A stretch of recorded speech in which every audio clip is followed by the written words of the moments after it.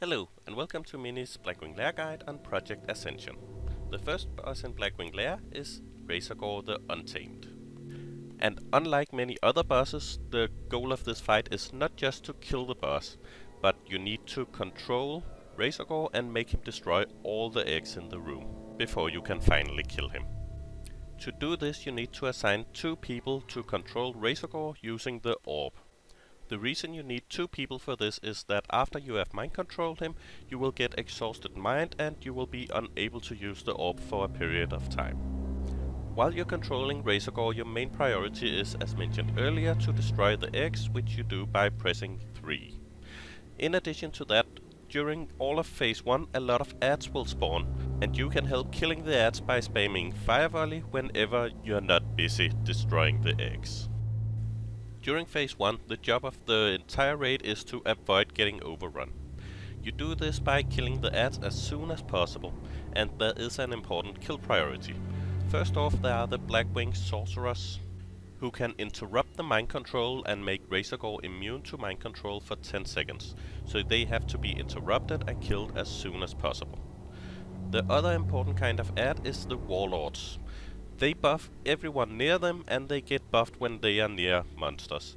So what you need to do is have your tanks pull them away and have the raid kill them off. When there are no more sorcerers and warlords, you just DPS the mobs with the highest hit points. The reason for this is that the fire volley of Razorgore slowly kills everything else. If you don't have enough DPS, you can kite to win some time. At the beginning of the fight there are also 3 ads. The caster type can cast mind control, so interrupt that. Once all the eggs has been destroyed, the ads will run away and you will now have to deal with Razorgore. At the beginning of phase 2, the one controlling him will have a lot of threat, so he should feign death as soon as possible. One of his abilities is Conflagration, which disables the tank for about 5 to 10 seconds. So this means that you need 2 tanks and that the tanks can only build threat for about half the time. This Conflagration is a frontal cone, so what you want to do is to place the off tank on the side and then at the beginning of phase 2 give the tank some time to build threat before you start DPSing. Razorgore will also do his fire volley, so there will be some raid damage. But just focus on not over aggroing, healing the raid, and then it's basically a tank and spank fight with 2 tanks.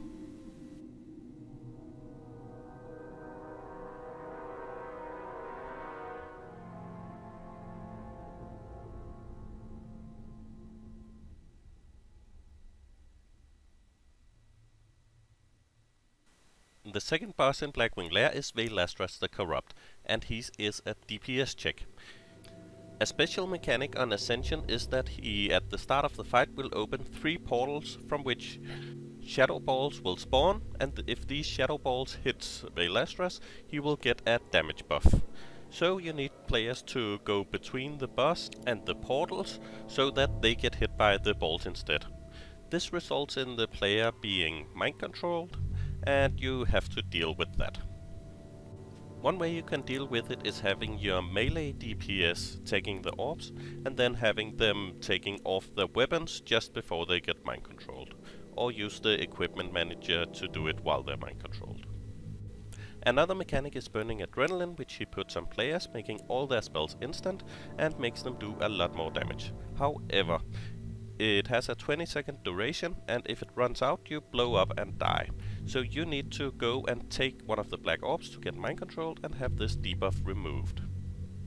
When you hit the enrage timer, he will start spawning the orbs very fast, and at that point you should just stop picking up the orbs and kill him as soon as possible. In 10-man we have 1 person assigned to each portal, while in 25-man we have 2 people at each portal.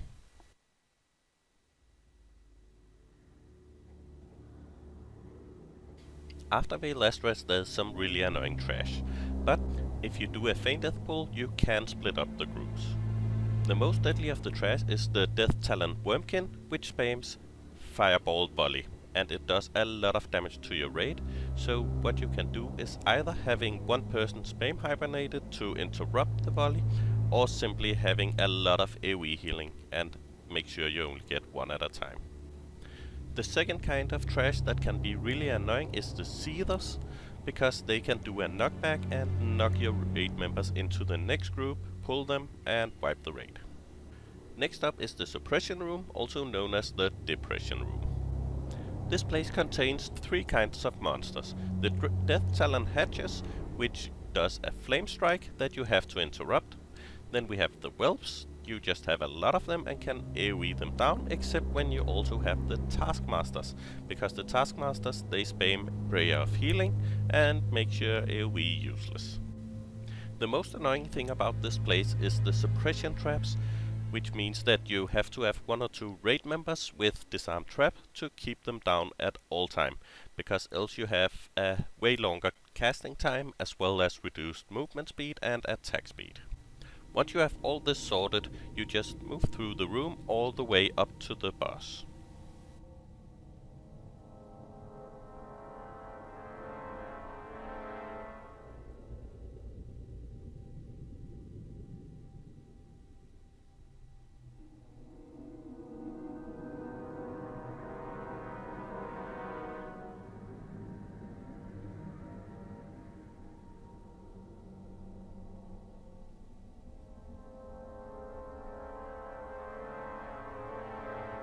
After you finally made it through the Suppression Room, you reach Broodlord Lair. He has a blast wave and he reduces the threat that the tank has on him. This means that DPS is not allowed to over aggro as per usual, but it's actually harder here because the tank keeps getting his threat reduced. So don't DPS until you have your Feign Death ready, so you're sure not to over aggro. Because if you over aggro and he does a blast wave in the raid, it's a wipe. In addition to his own abilities, he also has some eggs that spawn into some greater hatchlings. Generally we have our melee just cleave down these hatchlings while the off-tank tanks them, facing away from the raid. However, there are 2 kinds of these hatchlings that has some really nasty abilities. The black ones, which does a stacking healing reduction, and the green ones, which does a stacking dot. When these spawn, we have all the DPS, including the ranged, focusing those down. Then you just make sure you don't get overrun by the whelps and slowly DPS down the boss. And of course, if you get too many whelps on the healers, have your off tank pick some of those up. And remember, the main focus of this boss fight is to not get overrun by the whelps. Additionally, these whelps come from eggs, and if you have a lot of burst damage, it can be a really good idea to burst down an egg if it spawns close to you.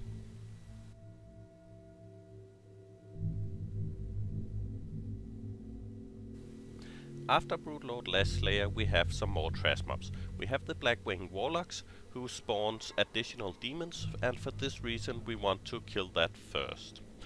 The most important kind of trash here are the Blackwing Technicians, because they throw dynamite, which does AoE damage. So you need to make sure that you're not close to the tank tanking them. Next up is the Blackwing Spellbinders, and unlike vanilla, they are not immune to magic, which is a really nice thing. However, they still do their flame strike abilities and polymorphs, so you need to cleanse and get out of the flame strikes. Next up we have the Death Talon Overseers, who takes reduced elemental damage except for 1 element, and that element they take increased damage from.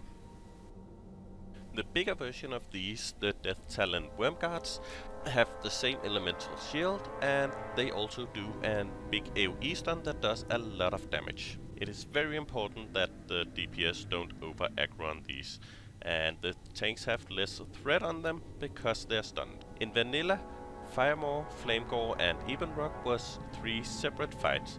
However, here on Ascension it's 1 shared boss fight. And you have to kill all the 3 drakes at the same time, because if any of the drakes get out of their area or gets too far away from the other drakes, they will start getting a debuff called Stress, which is a damage buff that stacks up really fast and does a lot of damage. The drakes still have their original abilities from vanilla.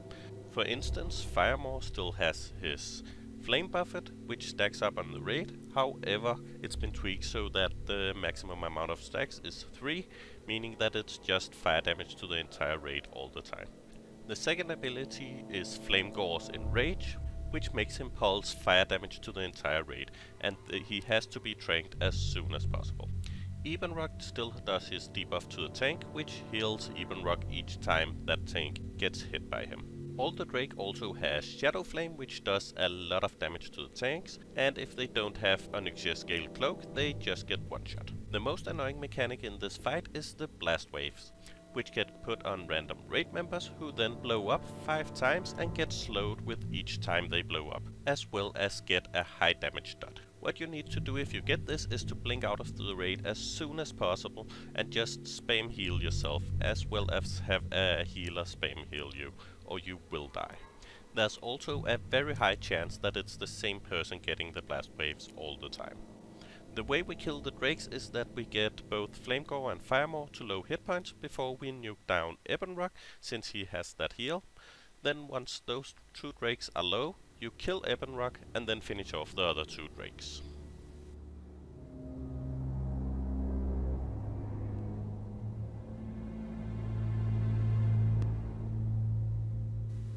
Next up we have Chromagus, and first off he hits like a truck and he has an enrage, so that has to be removed with Tranquilizing Shot. Other than that, he has 3 kinds of abilities: his elemental shields, his breaths, and his afflictions. First we'll talk about the elemental shields. Just like the trash mob earlier, he has an elemental shield, which means that he takes extra damage from certain elements and reduced damage from the rest. So save your damage cooldowns for when he has the element you're using as a weakness. The fight is highly systematic, and the weaknesses always come in the same order, which is Fire, Frost, Shadow, Nature, Arcane, and then back to Fire. I will also post this in the description. Next up is the Afflictions. He will put debuffs on the raid, and if you get 5 of these debuffs, you get mind controlled and get turned into a dragonkin, which will then have to be killed. And this is very critical because it's a DPS race. The Afflictions are a double-edged sword, because on top of their negative effect, they actually also give plus 15% damage. So you actually need to keep some of them to have high enough damage to kill the boss. His red debuff is a disease, and we are using Cleansing Totem, so that gets removed as soon as possible. His blue debuff is a magic effect that slows your casting and attack speed, so you have to cleanse that as soon as possible. The black debuff is a curse that increases your fire damage taken, and usually we actually keep this on the DPS of the raid. The green debuff is a poison that reduces healing taken, so that has to be removed from the tanks as soon as possible, and that is usually done by the Cleansing Totems. The bronze affliction is the last of the afflictions, and it periodically stuns you, and you have to remove it by using Our Sand Glass, which was dropped by the goblin technicians that you killed on the way here. While all this is going on in the background, he also uses his main abilities, which are his breaths, which usually have 2 effects. One which can be avoided and one which cannot and will have to be dealt with. His first breath is Time Lapse, and the first effect is that every raid member is stunned for a few seconds. And the second effect is actually a positive thing, because he makes a bubble, and in that bubble you do extra damage. However, it's a dual-edged sword, because the more stacks you take in the bubble, the slower you move. His next breath is Incinerate, and every raid member takes more and more damage the further from the middle they are. And as you can see in the video, we have a beam of light in the middle of the room where everyone should be when he does Incinerate. And in addition to this, he also have a frontal breath, so he's not allowed to face the raid when he does it. His next breath is Frost Breath, and the first effect is that everyone gets their attack speed slowed for about 10 seconds. And the second effect is that the quarter of the room he's in will be filled with frost, and if you are in that frost, you will die. So don't be in that quarter of the room. We usually have our tank dragging it to a quarter of the room where the raid is not. The next breath is Ignite Flesh, and the avoidable part of it is that he puts a 1-minute dot on any raid members hit by it. You can avoid it either with Line of Sight or by using Divine Shield or ice block before he gets the cast off. The second part of the ability is that he puts a debuff on raid members, and if they use any ability or use any items, they will do a blast wave hurting people nearby. Because of this, those who line of sight are not allowed to do anything until that debuff run out. However, if you have used Divine Shield or Ice Block before he does the cast, you can actually avoid this debuff. We also have our healers out in the open to keep healing the tank during this effect, because the tanks can survive 10 seconds without healing. So you need to not go near those, because they will spam the Fire Blast. The next ability is Corrosive Acid. The first effect of this is that he puts a dot on everyone in line of sight, and it hits for a lot, so you want to avoid that. The way we avoid it is have everyone in the raid have deterrence and pop deterrence right before he does the Corrosive Acid breath.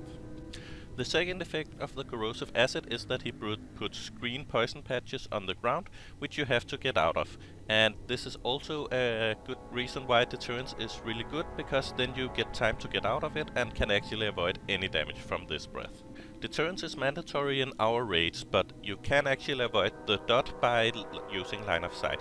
However, if you are unlucky and get a green patch where everyone is hiding, then everyone will take massive amount of damage and most people will likely die.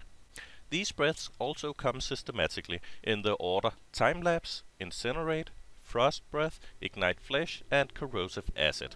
The only thing that is unknown about the breath and the weakness is on your first pull, where will it start? Because even if you wipe, it will just continue in the order that it's in. So if you have to wipe, it's a good idea to wipe just after Corrosive Acid, because that's the time where you will have the most time to do DPS. Also, this is a DPS race, and he has an enrage timer of about 5 minutes, and this means that if you fail the enrage timer, everyone will get mind controlled and it's a wipe. So, as you can see here, first we stand in the bubble for the time lapse.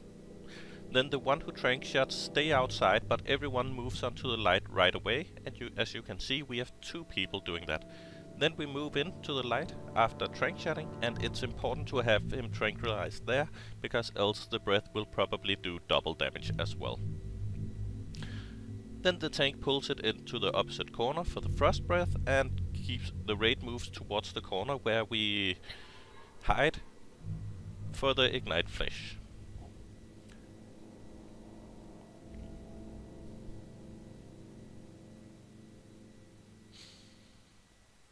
And as you can see, there are emotes indicating what the weaknesses Chromagus have.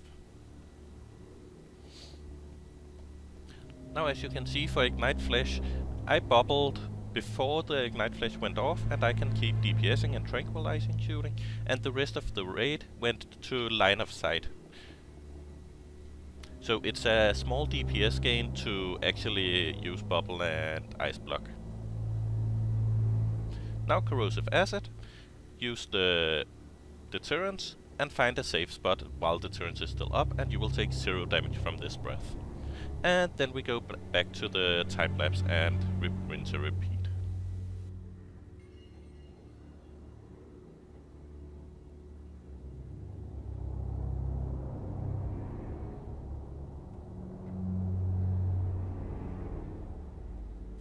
Finally, we have Nefarian, who is a 3-phase fight, and for this fight everyone needs to equip an Onyxia Scale Cloak, or you will die on the transition to phase 2. In phase 1 he will spawn 42 adds. They are different color corresponding to different elements, so the red ones are fire, the blue ones are frost, the black ones are shadow, the green ones are nature, and the bronze ones are arcane. In addition to this, there's also chromatic dragons, and they correspond to every element. The dragons will take less damage from the element they correspond to, and they will have certain abilities depending on their color. For instance, the green ones, the nature ones, they stun. The red ones, they have an immolation aura, and the blue ones, they slow casting speed of everyone near them. An additional mechanic of phase 1 is that some of the adds have a buff called Empowered, and that means that if they take damage from the element they correspond to, they will stack up a healing over time, which is so big that you basically cannot kill the adds. So if they get stacks, just swap target and wait until the healing over time runs out. Since the chromatic counters every element, you need some people without any elemental damage to kill those if they're empowered. And an important detail is that trinkets and weapon procs also count as their elemental damage. Nefarian isn't just idle in phase 1. One of his abilities is that he mind controls raid members, and when he does this you have to control them as soon as possible, or they will one-shot the raid since they get a damage buff when they're mind controlled. Additionally, he does Shadow Bolt Volley, which just does a bit of damage to the raid.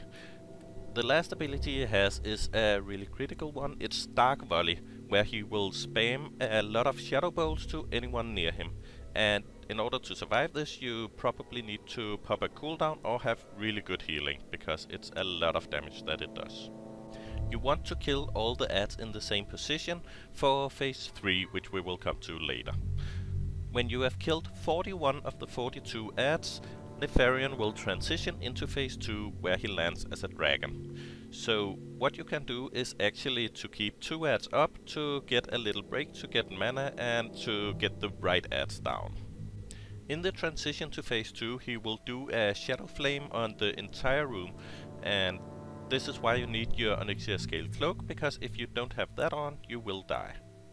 It's a good idea to have your tank who's tanking Nefarian move into position already before you go kill the 41th ad.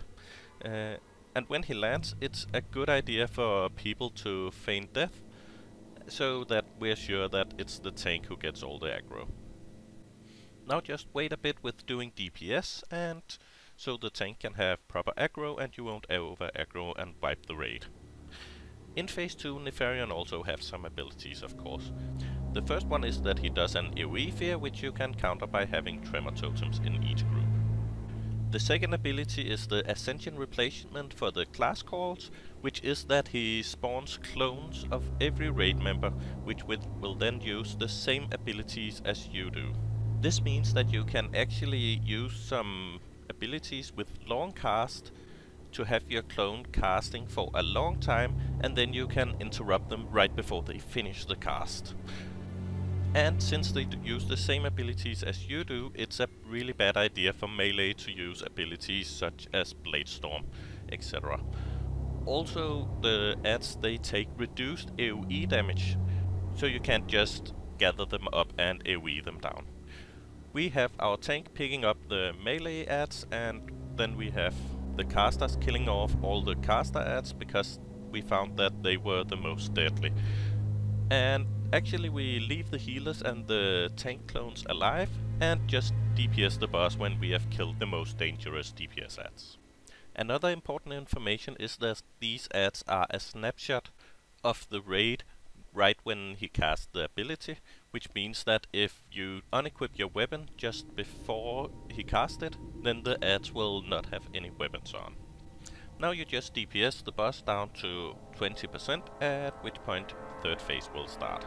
And it will take some time because the healing adds will also be healing the boss, and he has a lot of hit points on top of that.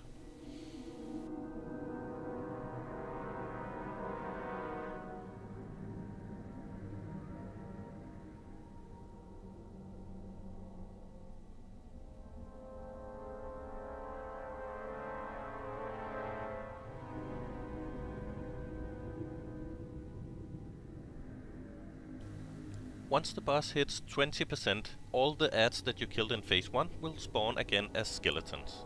And what we do is that we have one raid member who has a kite spec, pop Innovate at that time, and kite all the adds and keep making aggro. This also means that your raid is not allowed to use Innovate from this moment until the boss is dead. Now just pop all your cooldowns and kill the boss as soon as possible. In 25-man there are a few different things. First off, in phase 1 you don't want 25 people stacked up for when he does the Dark Volley. So because of this we split the raid into 2 groups and still kill the adds in one fixed position. Also in 25-man we did not have enough DPS to kill the adds with single target DPS. So what we did was simply that we started to AoE the adds and that might give the healing debuff to some of the ads, but you still kill off all the ads that are not empowered, and then just kill off the empowered ads afterwards. Also in 25-man we hide our healers behind the raid and the tanks in phase 2. This is because that then reduces the risk of the healers getting killed by the ads. Other than that, the tactics are basically the same, and just kill the boss like you would in 10-man. If your kiter happen to die, then it's a good idea for DPS to pop Innervate and kite, but have one DPS assigned to do it so you don't have every DPS trying to kite and then no damage on the boss.